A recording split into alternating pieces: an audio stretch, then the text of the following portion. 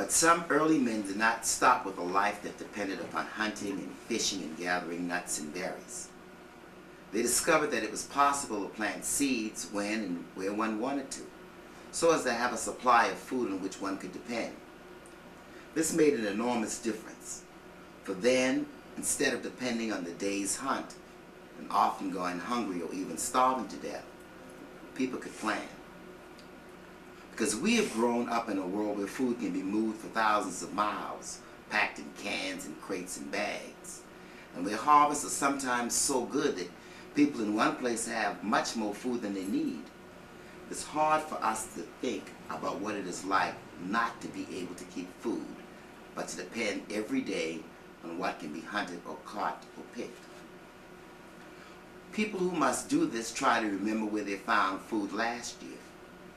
But sometimes, as in the desert of Australia, it comes a bad year. A little group with nothing to eat will walk 30 miles to a water hole where they expect to find bugs that are fit to eat, and find none. Then they must leave the old and the weak behind them to die, because they can no longer walk, and there's no way to carry them.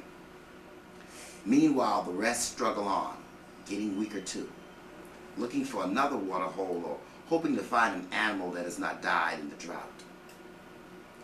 Two kinds of discoveries began to free mankind from this continual fear of starvation tomorrow. Discoveries about preserving food and the discovery of agriculture. However, our people who discovered how to preserve fruits and nuts with the pith of palm trees before they had learned anything about planting seeds and making gardens might not make the next discovery, even if they had neighbors who had done so. This is an important thing to remember about discoveries and inventions.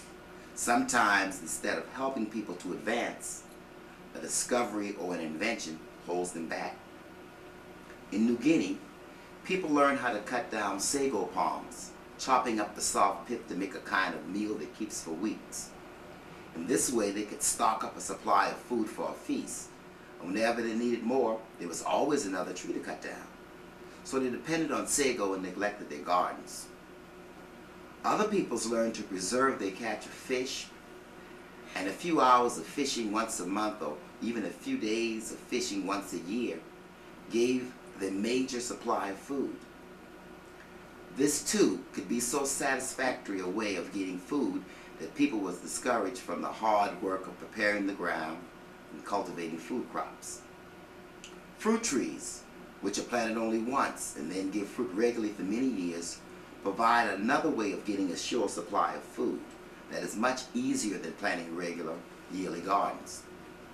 The breadfruit tree of the South Pacific Islands are an example, and the people there who cultivate the trees learn to preserve the breadfruit in a great pits for years against a time when a hurricane might devastate the island.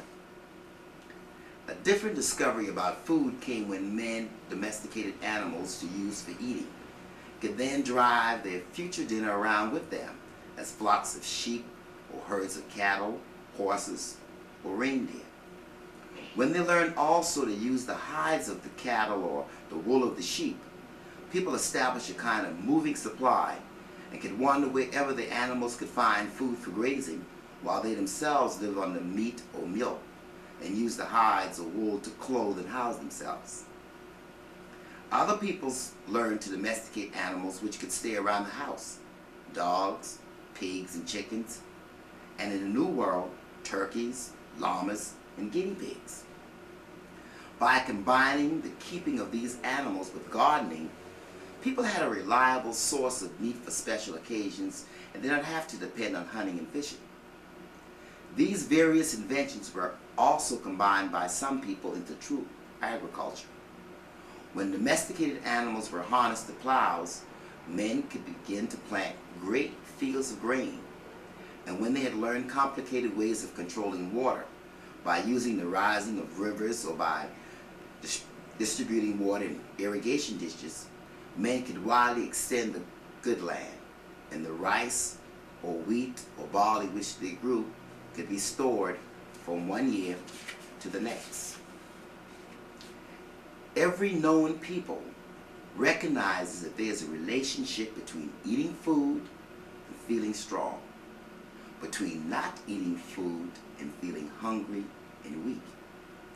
They know too that food is necessary for life, even though some people think that a man should be proud of being able to go hungry, so hungry that he can press the front of his stomach against the backbone to show that there's nothing in between.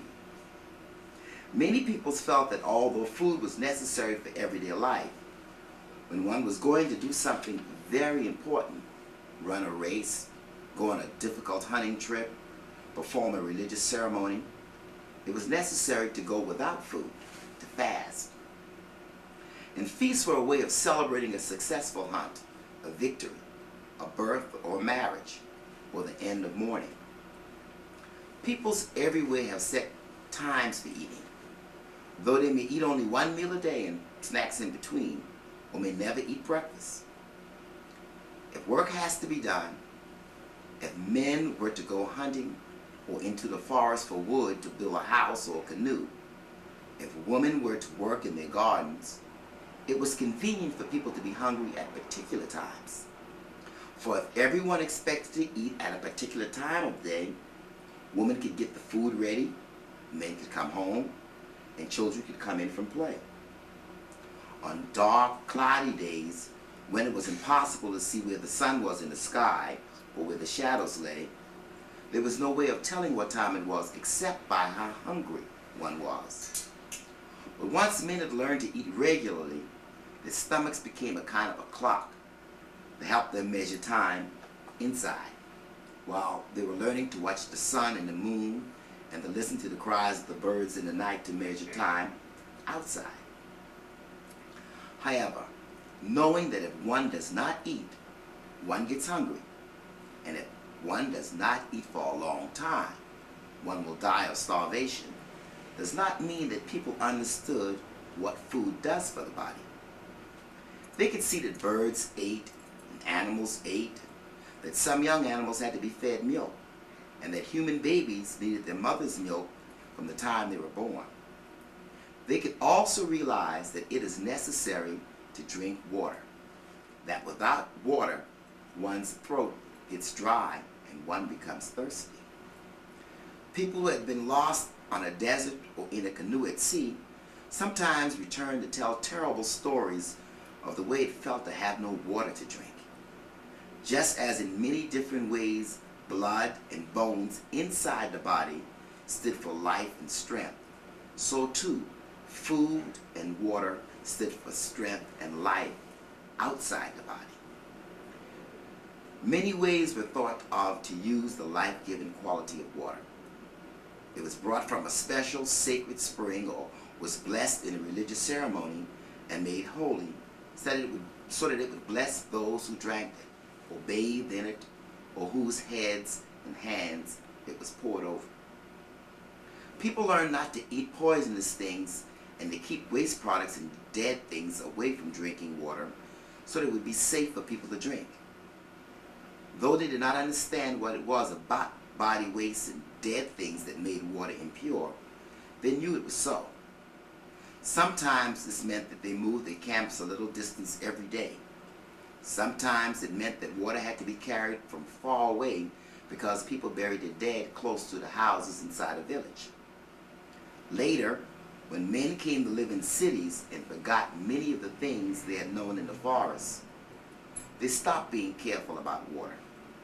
They used the same rivers or canals to bathe, to dump waste and dead things into, to wash their dishes and clothes, and to get water for drinking. This is an example of how the first forward steps in civilization may sometimes also look like steps backward.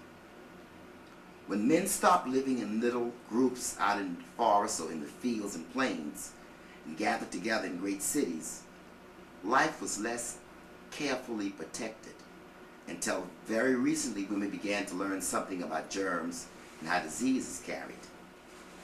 Some people did not have any idea that food, or a part of it, stays in the body. They thought that food simply was taken in and then passed out again. When human beings felt hungry, they filled their stomachs, as you might give a baby a ball to hold when he reaches his hands for something. But even when they recognize that something in food must stay in the body to help it grow and be strong, they still built up many strange theories. For instance, people believe that eating large, round fruits gave one boils or warts, that hot, peppery foods would make one willing to fight, that eating the flesh of a swift-footed animal would make one swift-footed also.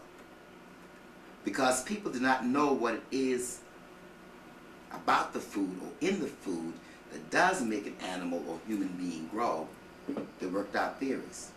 And most of the theories were wrong, except those about which foods were poisonous or had definite medical properties. For then, they could see what happened to those who ate them.